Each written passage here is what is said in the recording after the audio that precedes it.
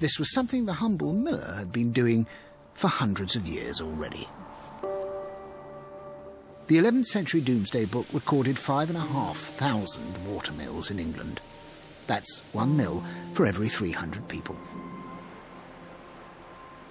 Just like Paxton's Lake, millers built ponds and leats with sluice gates to channel river water and then drop it with the maximum power.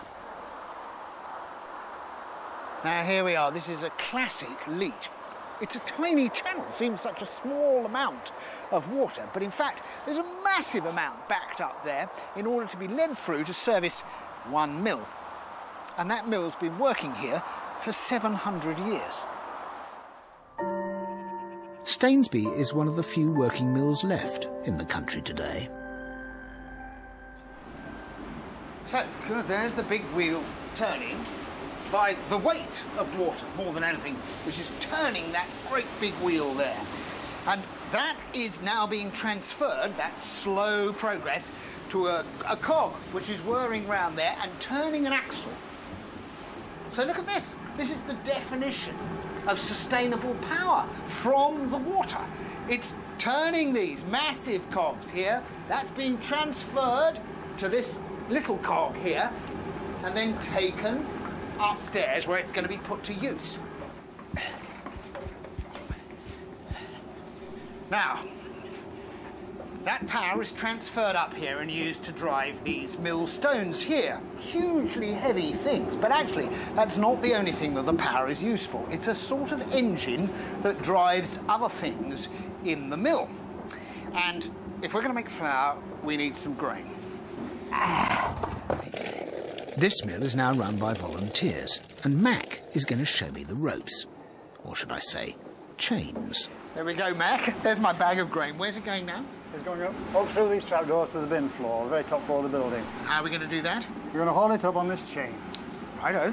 Hold this cord, transfer power from the water wheel to the change drum on the top floor, and that will hold this sack up through the floors to the bin floor. Now, the reason that mills are often so tall is because they essentially used a system of starting the product at the top, as it were, and working its way back down. The gravity feeds all the systems right down to the ground floor again, yes. It's gone through. I see. So what you do, it opens the hatch automatically, and then it can sit back down on the hatch. Yeah, that's what a trapdoor does, it traps it above it. So that the sack can't fall down on top of our heads again. That's right. And it's been trapped. Correct. By a trapdoor. Exactly. That's why it's called a trapdoor. Yes, exactly. I never knew that before. That's terrific. Having hauled the sack up to the top floor by water power, it's then the turn of gravity to send it back down to the hopper. Okay.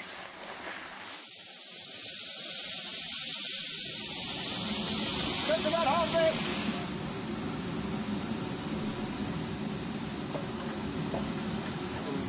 So, Mac, here's our grain. That's right.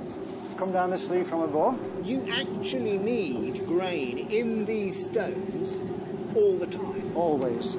The stones are dressed with a pattern called a harp, which carries the grain from the eye out and out to the rim, milling it all the time. There. It's literally shooting it out bit by bit. Yes. Here is the flour. At the birth of the Industrial Revolution, the first factory owners recognised the potential of the water wheel, and they put it to use, powering spinning machines in cotton mills.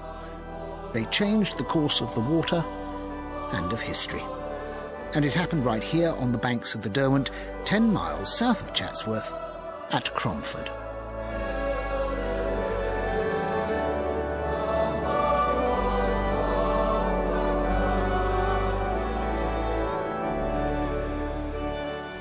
When William Blake wrote those words, the dark satanic mills he was talking about were water mills.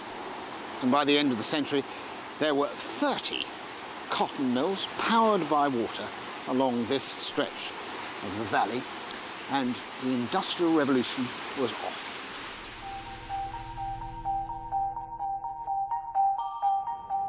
Richard Arkwright's cotton mill was just the first wave of mechanisation, bursting free of this valley out across Britain and then the world. I'm leaving the Derwent to continue my journey along another working river, the Trent. The two rivers converge near the town of Shardlow, where the Trent gathers